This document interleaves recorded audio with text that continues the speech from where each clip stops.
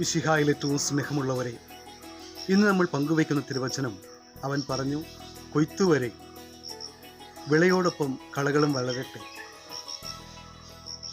ദൈവ സ്നേഹത്തിൻ്റെ വലിയ ഒരു കരുതലാണ് നമ്മൾ ഈ വചനത്തിലൂടെ മനസ്സിലാക്കുക.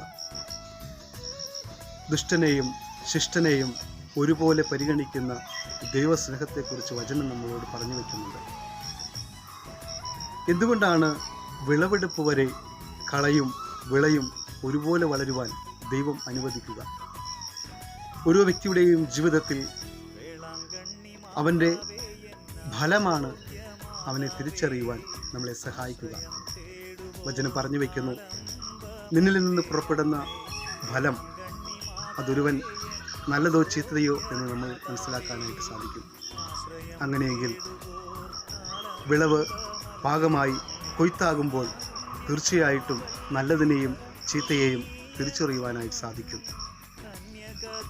ക്രിസ്തുവിൻ്റെ ശിഷ്യന്മാരെന്ന നിലയിൽ, അവിടുത്തെ വത്സല ശിഷ്യരെന്ന നിലയിൽ നമ്മുടെ ഓരോരുത്തരുടെയും ജീവിതങ്ങളിൽ ചിന്തിക്കേണ്ട ഒരു കാര്യമാണ് ഇന്ന് പറഞ്ഞു വയ്ക്കുക.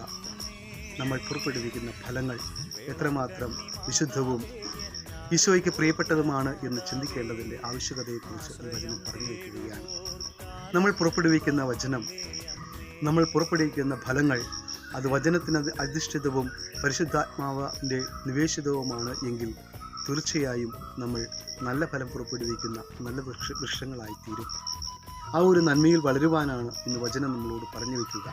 കൊയ്ത്തിൻ്റെ കാലം വരെ കാത്തു നിൽക്കാതെ നമ്മൾ പുറപ്പെടുവിക്കുന്ന ഫലങ്ങൾ മറ്റുള്ളവർക്ക് നന്മയുടെയും സ്നേഹത്തിൻ്റെയുമായി തീരുവാൻ ഈ ദിനം നമ്മളെ പ്രാപ്തരാക്കുകയാണ്.